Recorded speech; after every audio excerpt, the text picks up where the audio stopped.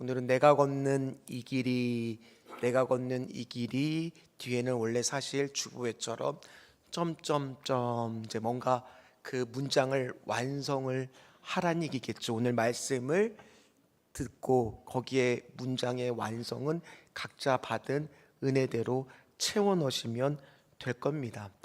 지난달 5일, 그러니까 11월 5일 날 부산에서 한 남자가 광안해수욕장에서 이제 걷기를 시작합니다.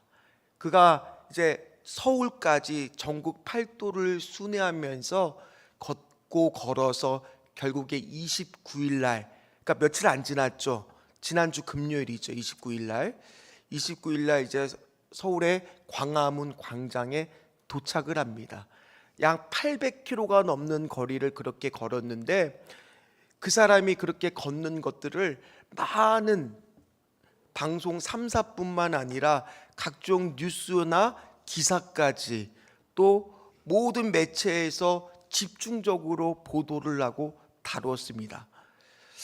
아니 물론 사람 한 분이 이 국토대장정이라는 것을 하는 것도 대단한 일이지만은 도대체 이 사람이 국토대장을 한 것이 이렇게까지 화제가 되고 사람들한테 뉴스로 이렇게 알려질 만큼 그렇게 위대한 일인가? 그전에도 국토대장정을 한 많은 사람들이 있지 않았겠습니까? 그런데 그 이유가 있었다라는 거예요. 이 사람의 이름은 뭐냐면은 사진을 보여주시면 이제 전요셉이라고 하는 사람입니다.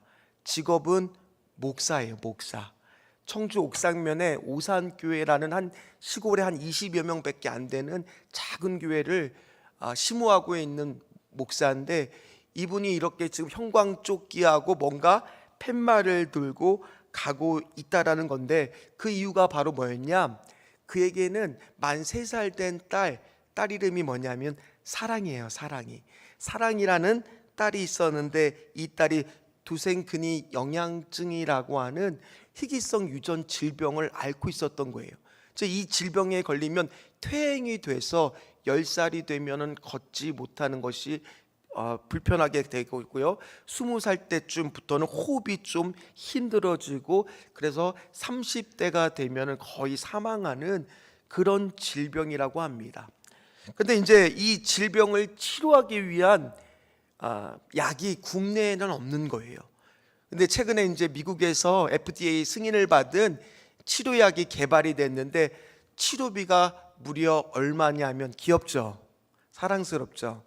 이 딸을 치료하는데 치료비가 약 46억 이상이 든다라는 거예요. 그러니까 한 사람이 감당하기에는 도저히 감당할 수 없는 금액이고 심지어 이분이 시골의 작은 목사잖아요. 자비량으로 사역하시는 분이에요. 그러다 보니까 이 아내가 운영하고 있는 그 피아노 학원에서 오는 수입으로 생활을 했었는데 그 학원을 판 돈이 얼마였냐면 9천만 원이 전부였던 거예요. 그러다 보니까 이 딸이 이제 죽을 수밖에 없다 키우면은 그럼 얼마나 낙심이 되었겠어요. 그러다가 갑자기 외신의 한 보도를 접하게 되는 겁니다. 그 보도에서 어떤 기사가 났느냐? 이 아이와 똑같은 병을 앓고 있는 칠레의 한 어머니가 국토를 대장정을 해서 치료비 53억 원을 칠레에서 걷어서 이제 미국으로 치료를 받을 계획이라는 기사를 보게 된 거예요. 그래서 낙심케 하지 않고 하나님께서 응답을 해주시는구나. 그래서 시작한 것이 이 국토 대장정이었다는 거예요. 두 번째 사진을 보여주시면 거기 보면 그래서 이 46억 원이 들기 때문에 한 사람이 10,000원씩만 하면 그래서 46만 명의 10,000원의 기적 챌린지라는 말로 그렇게 시작을 했다라는 겁니다. 당연히 처음에 생각은 어땠느냐? 바위에 멋지기처럼 느껴질 수밖에 없어요. 계란을 치는 것처럼 막막하죠. 근데 국토 대장정을 하면서 어떤 일들이 있었느냐? 가는데 이 소식을 유튜브를 통해서 생중계를 하면서 걷다 보니까 이제 소식을 듣고 또 지나가는 사람 중에서 어떤 아빠는 와서 안아주기도 하고, 어떤 사람은 따뜻한 차를 주기도 하고, 어떤 식당에서는 들어와서 밥 먹고 가라고 하기도 하고, 트럭을 통해서 사람들이 빵빵 경주하고 울리면서 응원하기도 하고, 또 어떤 청년들은 저 사진을 찍어서 내가 SNS에 올려서 홍보를 해주겠다고 하고, 많은 사람들이 격려하는 것들 가운데서 그렇게 잘 마칠 수 있었다고 합니다. 그래서 저도 말씀을 준비하면서 저 소식을 접하면서 저도 46만 명의 한 명이 되었습니다. 이 전요셉 목사님은 어떤 이유로 국토대장정에 저 먼 길을 갔을까요? 아마 무슨 이유가 있었으니까 다 아실 겁니다. 어떤 목적이 있으니까, 어떤 이유가 있으니까 아무리 힘들어도 그 일을 하는 거 아니겠습니까? 오늘 마찬가지라는 겁니다. 오늘 성경에 나온 이 바울이라고 하는 인물도 어떤 목적이 있으니까 아무리 힘들어도 지금, 아무리 그곳이 죽음이 나를 기다리고 있다 하더라도 그 길을 가고 있다라는 거예요. 우리 사랑하는 성도 여러분들은 지금 어떠한 길을 가고 있습니까? 그 길 가운데 어떤 목적으로 그 길을 가고 있습니까?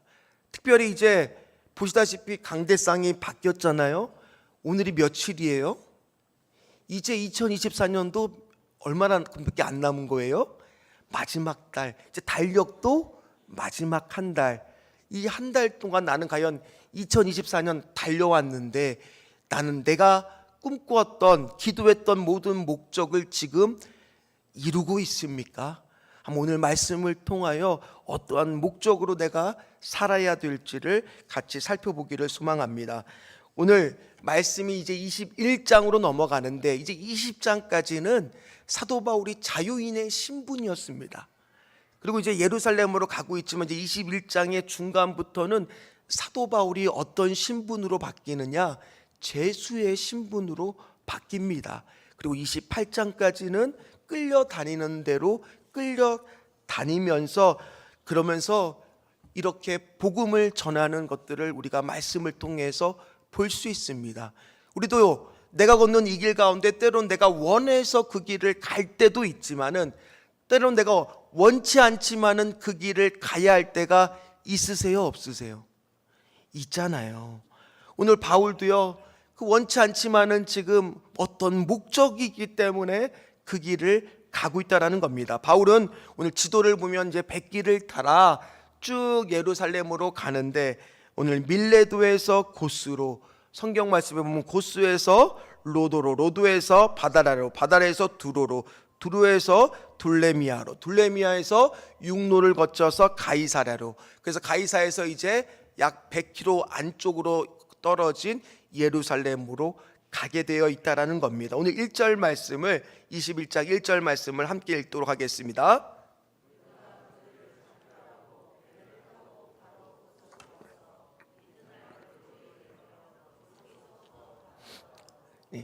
바로 지난 시간 밀레도에서 에베소의 교인들과 뜨거운 눈물로 말씀을 전하면서 믿는 사람을 대상으로 하는 유일한 설교를 하면서 사도행전에 기록된, 그러면서 이제 작별을 하고 있었죠. 가만히 살펴보면 사도 바울이 복음을 전한 숱한 도시들을 살펴보면 가장 타락했던 도시가 어디였냐면 고린도와 에베소였어요. 그런데 뜻밖의 가장 많은 열매를 거두었던 곳도 어딜까요? 고린도와 에베소였다라는 거예요.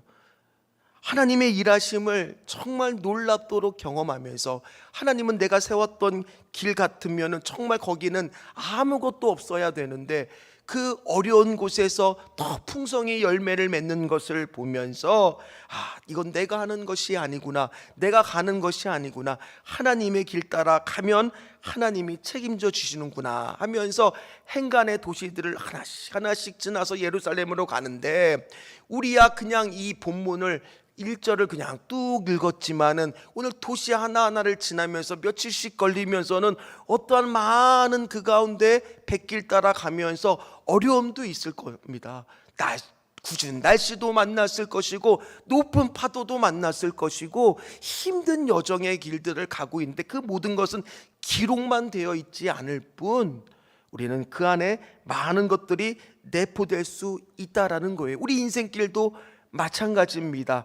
가다 보면 아까도 말했듯이 원치 않지만 가야 되는 길도 있고 또는 너무나 원하는데 가지 못할 때도 있고 또 가야는 되는데 이 굽어굽어 돌아서 계속 뭔지 모르게 이렇게 뺑뺑 돌게 하는지 그런 길을 갈 때가 있습니다. 그러다 보면 내가 가지 못한 길을 보면서 내 마음속에서 왜 이렇게 아쉬운 마음이 드는 적 한 번쯤은 있지 않으십니까? 뭐 동의하지 않더라도 가장 쉬운 예가 그렇습니다. 내가 이 옆 사람과 결혼하지 않았더라면. 그런 생각 한 번쯤은 해보시지 않으셨습니까? 속으로만 대답하십시오. 누구나 한 번쯤이면 생각할 수도 있죠. 그러나 어쨌든 간에 그 길을 가고 있는데 사도 바울은 구제연금이라는 것을 두고 오순절 안에 예루살렘 교회를 구제하기 위해서 그 길을 가고 있었습니다. 그러면서 우리가 지난 시간 밀레도에서 사명에 대해서 생각하면서 그 유명한 말씀 사도행전 20장 24절 말씀에 뭐라고 되어 있었습니까? 같이 읽겠습니다. 내가 달려갈 길과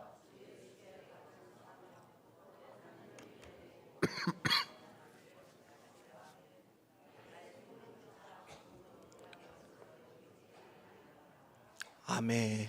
그가 사명을 받았기 때문에 이 길을 나는 갈 수밖에 없다. 내 목숨조차 조금도 아끼지 않겠다. 그러면서 사명의 길이라는 찬양을 마지막에 우리가 불렀죠. 사명이 생명이기에 사명이 눈물이기에 힘들고 어려워도 사명의 길을 걸어가리라. 사명이 은혜이기에 사명이 축복이기에 외롭고 고독해도 사명의 노래를 부르리라. 그 가사의 말처럼 사명이 은혜고 축복이고 눈물이기 때문에 오늘 사도 바울은 그 길을 가다가 이제 오늘 21장에 보면 두로라고 하는 곳에 도착해서 약 7일 정도를 머물게 됩니다. 근데 거기서 사도 바울을 전송하면서 아주 기이한 한 가지의 장면이 그 가운데 생기게 됩니다. 오늘 4절 말씀입니다. 4절 말씀을 같이 읽겠습니다. 제자들을 쫓아 거기서 이레를 머물더니 그 제자들이 성령의 감동으로 바울더러 예루살렘에 들어가지 말라 하더라. 아멘. 오늘 성령의 감동으로 기도한 사람들은 다 하나같이 사도 바울을 계속 말리는 거예요. 왜냐하면 응답은 기도하면 분명하니까요. 그 길을 힘든데 가면은 분명히 무슨 해코지를 당하게 될 거다. 근데 그 사실을 사도 바울도 이미 알아서 24절의 고백이 있기 전에 22절 23절에 뭐라고 고백했느냐, 제가 읽어드리겠습니다. 보라, 이제 나는 성령에 매어 예루살렘으로 가는데 거기서 무슨 일을 당할는지 알지 못하노라. 오직 성령이 각성에서 내게 증언하여 결박과 환난이 나를 기다린다 하시나. 그 길을 가는데 아마 입장을 바꿔놓고 생각해 보세요. 가는 곳곳마다 사람들이 다 말려요. 기도해 보니까 거기는 환난이 있다 그래요. 아니, 본인도 성령으로 기도해 보니까 가면은 분명히 환난과 핍박이 있다는 것을 알아요. 그러면 그 가는 발걸음이 가고 싶겠습니까? 안 가고 싶겠습니까? 두려운 마음도 들고 가고 싶지도 않고 점점 그 날짜가 그 거리가 좁혀짐에 따라서 내 마음속에 점점점 인간적인 마음은 불안감이 가득해질 수밖에 없는 상황이지 않겠습니까? 근데 지금 소위 말해서 지금 사도 바울은 순종의 길을 가고 있는데, 사명의 길을 가고 있는데 그 길을 갈 수 있었던 이유는 도대체 어디에 있단 말입니까? 오늘 그 이유를 우리는 창세기 22장의 아브라함에서도 찾을 수가 있습니다. 아브라함도 모리아가에 가서 내 아들 이삭을 바치라는 명령을 들었을 때 누군들 그 명령을 따라서 가고 싶어서 거기에 빨리 가서 아들을 바치고 싶은 사람이 누가 있겠습니까? 그런데 아브라함은 그 말씀이 들리자마자 어떻게 행동을 했느냐? 오늘 창세기 22장 3절에 보니까 아브라함이 늦게 다 일어나서 겨우겨우 미적미적 갔다라고 나와요? 아니면 어떻다고 나와요? 아침에 일찍 일어나. 하기 싫은 일, 정말 순종하고 싶지 않은 일이다 보니까 오히려 더 어떻게 했습니까? 순종하기 위해서 아침에 일찍 일어나 채비를 내고 그 길을 따라갔다라는 겁니다. 그래서 이런 말이 있잖아요. 자식은 선택할 수 없지만 뭐는 선택할 수 있어요? 사위는 선택할 수 있다. 오늘 우리도 하나님의 명령에 목적이 분명한 믿음의 길을 갈 때도 그 길을 내가 기쁜 마음으로 순종하는 것은 누구의 몫이라는 거예요? 누구의 몫이라는 거예요? 우리의 몫이라는 거예요. 우리는 오늘 어떠한 마음으로 그 길을 가고 있습니까? 내가 걷는 이 길 가운데 나는 정말 기쁨의 길로 가고 있는 것입니까? 오늘 한번 점검해 보시라는 얘기예요. 정말 아침에 일찍 일어나는 마음으로 가고 있는지, 아니면 너무너무 하기 싫은 마음으로 억지로 하고 있는 것은 없는지. 오늘 하나님이 거부할 수 없는 절대 주권으로 나를 이끌어 가시는 것은 있지만 그 길을 걸어가는 동안에 내가 아침에 일찍 일어나 순종의 마음으로 기쁨으로 가는 사람이 있는가 하면, 어떤 사람은 너무너무 하기 싫지만 억지로 순종의 마음으로 끌려가는 사람도 있을 수 있다라는 겁니다. 그래서 아브라함은 이렇게 일찍이 그 길을 걸어갔기에 히브리서 11장 17절에서 뭐라고 말씀을 하셨느냐? 뭘로 이삭을 드렸다라고요? 믿음으로 순종의 마음으로 그 길을 갔다라고 말하고 있었다라는 겁니다. 오늘 아브라함처럼 사도 바울도 단호하게 아무리 사람들이 말려도 거기에 대해 분명하게 말하고 있다라는 겁니다. 나의 마음을 뒤에 보면 상하게 하지 말라고 말할 정도로 단호하게 그 말들을 다 끊고 가야 된다라고 말하고 있습니다. 그러다 보니 그 길을 가지만은 그래도 그 마음 한구석에서는 힘들잖아요. 그런데 오늘 5절에 놀라운 장면이 펼쳐집니다. 5절 말씀 같이 읽겠습니다.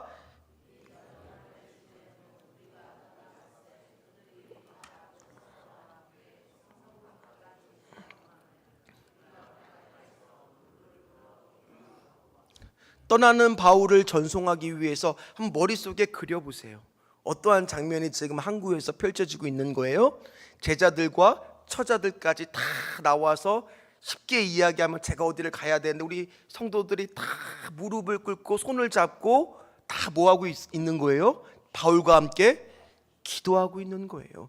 지금이야 그렇게 기도하는 장면을 혹 볼 수가 있지만 그 당시에 이방 땅에서 이방인들의 종교가 활성화되어 있는 그곳에서 무릎을 꿇고 기도하고 있다는 것은 쉽게 볼 수 있는 장면이 아니에요. 사람들의 눈초리와 그런 것들 아무것도 아랑곳하지 않고 그렇게 격려하며 기도하고 있을 때 사도 바울은 그 길을 걸어갈 힘을 얻을 수 있었다라는 거예요. 오늘 마찬가지입니다. 아까 서론 부분에 소개했던 전효세 목사도 하루에 10시간을 걸어야 돼요. 40km씩을 걸었대요. 그런데 그거를 그냥 본인 혼자서 아무것도 없이 걷는다면 걸을 수가 있었겠습니까? 계속 생중계를 때론 하면서 사람들이 거기에서 응원의 메시지, 격려의 메시지, 또 주변에서 알아봐주고 찾아봐주고 손을 흔들어주고 응원한다라는 그 말을 듣고 들었을 때 갈 수 있었던 것처럼 우리도 오늘 우리의 인생길을 걸어가고 있는 동안에 물론 목적이 분명해서 그 길을 간다 하더라도 뭐가 필요한 거예요? 격려와 위로가 필요한 거예요. 기도가 필요한 거예요. 오늘 그 기도를 할 수 있는 동역자들이 주변에 있으시기를 주의 이름으로 축복합니다. 믿음의 동역자들의 기도가 있어야죠. 따라서 우리 귀한 성도님들 가운데에서도 지금 어떠한 목적을 향해서 그 길을 달려갈 때 나 혼자 걸어가면은 갈 수가 없어요. 지쳐요, 힘들어요. 그러기 때문에 어떻게 하셔야 돼요? 주변에 기도를 부탁할 수 있으셔야 돼요. 그런 용기가 있으셔야 돼요. 내 주변에 기도를 부탁할 수 있는 구역장 또는 우리 중보기도하는 우리 권사님들, 그 밖에 또 누가 있습니까? 우리 교육자들이 있지 않습니까? 꼭 기도를 부탁해서 우리 12월 한 달 동안은, 저는 오늘 말씀을 준비하면서 11월 달은 감사 챌린지를 했다라면 12월 달에는 서로 기도를 부탁하는 기도 챌린지를 하고 싶은 마음이 막 여기까지 들었어요. 우리가 서로 기도하면서 이 마지막 한 달을 한번 믿음으로, 신앙으로 한번 잘 살아봅시다. 이런 마음이 들었습니다.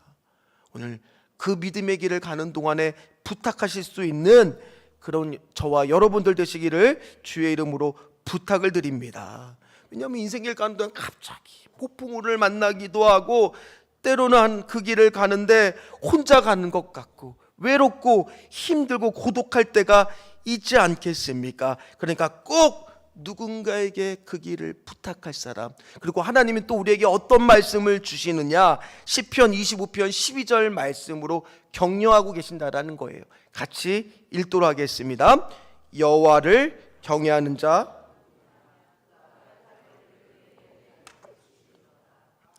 뭐라고 말씀하십니까? 내가 그 길을 혼자 가는 것이 아니라 누가 인도하시고 지도해 주신대요. 여호와를 경외하는 자는 하나님께서 그 길을 가르쳐 주신다라고 말씀하고 있습니다. 즉 오늘 우리는 하나님께 기도하면서 때로는 나의 기도의 중보자들과 함께 지금 그 길을 가시기를 주의 이름으로 부탁을 드리겠습니다. 오늘 저녁에도 볼 말씀이지만 예수님도 그러셨어요. 예수님도 겟세마네에서 기도하러 가셨을 때 자신의 베드로와 야고보와 요한에게 뭐를 부탁하셨어요?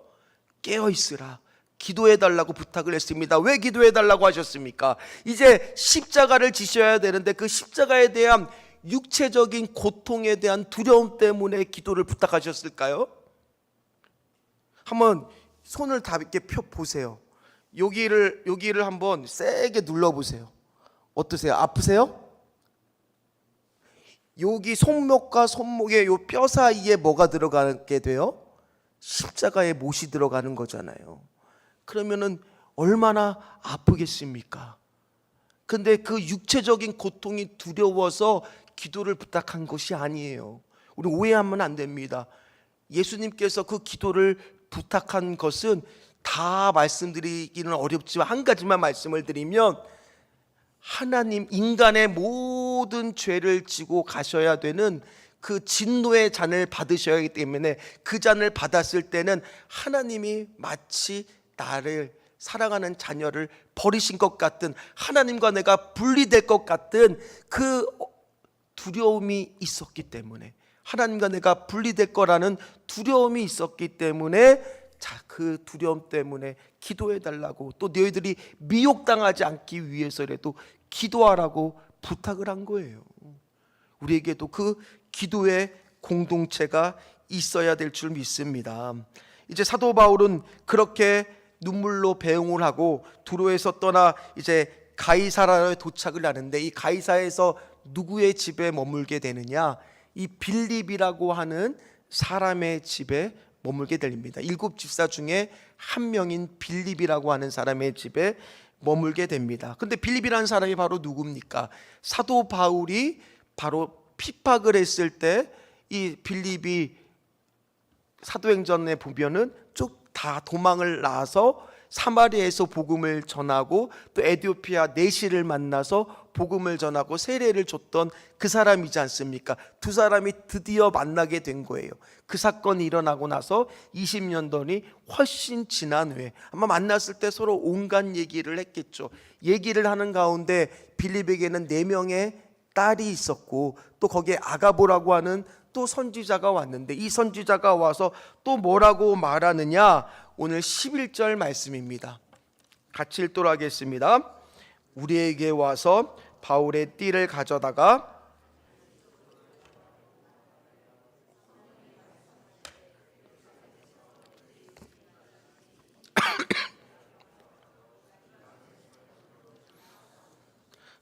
또 뭐라고 얘기합니까? 또 예루살렘에 가면 이 띠처럼 네가 결박을 당할 거다라고 실제로 보여주는 모습을 또 보여줘요. 아니 그러니까 단 사람들이 또 어떡하겠어요? 다 빌립부터 시작해서 딸들부터 시작해서 또 가지 말라고 또 말리는 장면이 또 생기는 거죠. 그때 바울이 비로소 뭐라고 말하느냐? 자, 오늘 가장 이제 본질의 말씀이에요. 이 말씀 때문에 여기까지 다 빌드업을 한 겁니다. 자, 13절 한 절 말씀만 오늘 기억하십시오. 13절 말씀 같이 읽겠습니다. 바울이 대답하되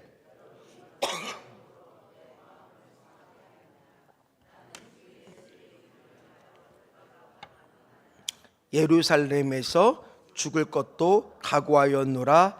아니, 오늘 제자들의 눈물 어린 만류에도 바울의 가는 목적은 분명했다는 거예요. 그 목적이 오늘 13절에 나옵니다.